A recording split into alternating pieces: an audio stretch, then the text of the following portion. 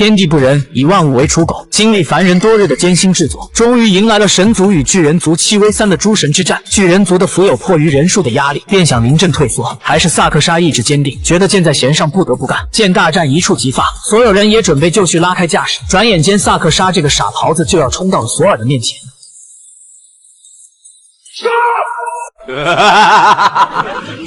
其实索尔并不想看到他们两败俱伤，他劝说众人将所有上古神器统一保管，从而来维系世界的和平。本就没有胜算的巨人族自然也向往和睦。之后，巨人族终止了污染环境的项目，浮游主动将公司让给了妹妹萨克莎，而他也放飞自我，找到了普通人做女友。维修师实现梦想，夺得了滑雪比赛的金牌。黑妹得偿所愿，成为顶级的流量明星。洛基也和她的男朋友过上了没羞没臊的生活，仿佛一切都向美好的一面发展。唯独索尔对当初威达杀害伊索的事耿耿于怀。不过想到大多数人的安危，他也就释然了。可他们都忽略了拉恩误射小男孩的那支箭。在学校组织的毕业典礼上，所有人都在欢呼雀跃，谁也没注意那个小男孩正用着神剑在练习。